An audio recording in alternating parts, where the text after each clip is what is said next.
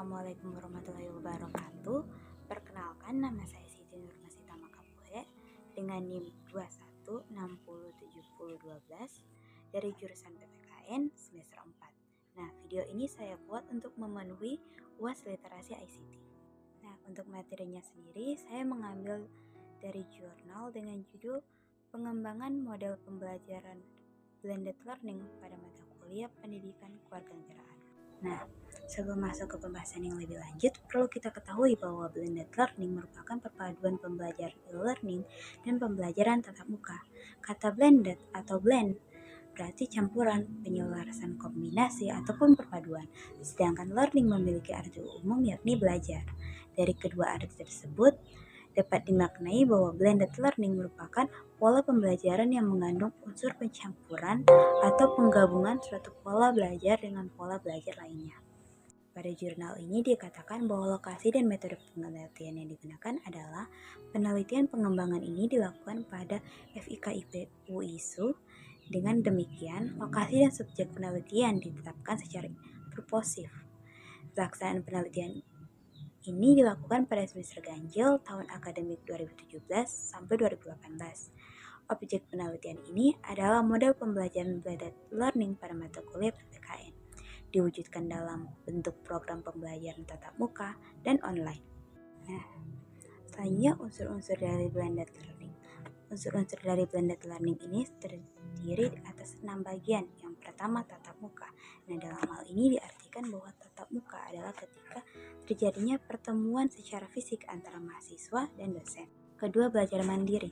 Nah, belajar mandiri ini artinya ketika seorang mahasiswa sudah selesai melakukan pembelajaran secara tatap muka atau secara pertemuan fisik dengan dosen, kemudian ketika sampai di rumah atau di kos, dia mengulang kembali pembelajaran yang telah dia dapatkan.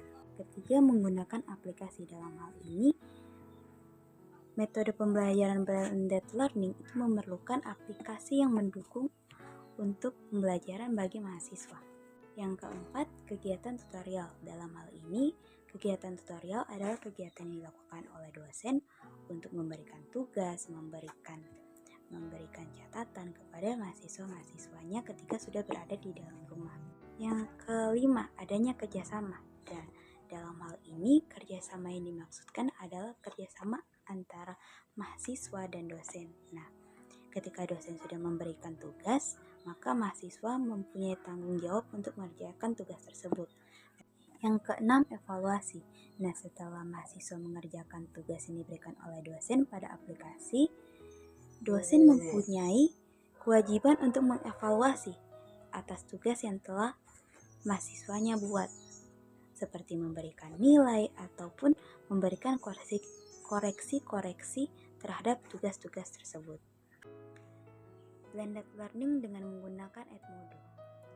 Seperti yang dikatakan sebelumnya bahwa dalam blended learning memerlukan aplikasi yang mendukung, yaitu Edmodo. Nah, caranya yang pertama, dosen membuat akun Edmodo, dan kedua, memperbarui profil agar bisa dikenali oleh mahasiswa. Tiga, membuat grup atau kelas baru. Yang keempat, menyebarkan kode grup kelas kepada mahasiswa supaya mahasiswa bisa masuk dan bisa mengerjakan tugas yang diberikan oleh dosen tersebut pada kelas Edmodo tersebut. Yang kelima, memberikan materi perkuliahan dengan cara memposting materi. Yang keenam, mereview feedback dari mahasiswa. Setelah memberikan materi, dosen bisa mereview atau mengetahui feedback dari mahasiswanya, apakah mahasiswanya membaca materi tersebut ataupun mahasiswanya memberikan tanggapan atau komentar mengenai materi mana yang tidak dimengerti atau materi mana yang dirasa mahasiswa itu sangat menarik. Ketujuh, memberikan catatan terhadap feedback dari mahasiswa.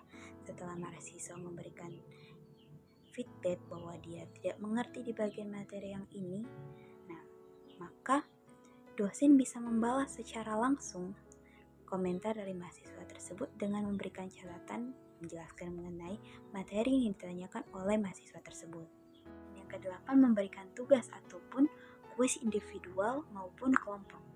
Nah, dalam Edmodo, seorang dosen bisa memberikan tugas atau kuis kepada mahasiswa baik secara berkelompok ataupun sendiri. 9. Memberikan hasil tugas atau kuis mahasiswa. Nah, dalam hal ini ketika mahasiswa sudah mengerjakan tugas yang diberikan oleh dosen, maka dia akan mendapatkan hasil dari apa yang telah ia kerjakan.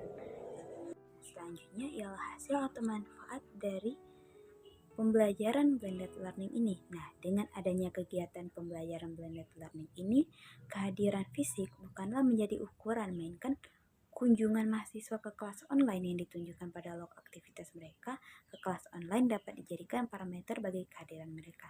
Hal ini mahasiswa sangat diuntungkan karena dengan adanya pembelajaran secara blended learning ini, mahasiswa bisa mengulang materi yang telah diberikan oleh dosen, bisa membaca berulang-ulang tentang materi yang telah diberikan dosen, bisa mengerjakan tugas secara santai dari rumah, kemudian tidak perlu hadir secara fisik. Sekianlah materi yang dapat saya sampaikan.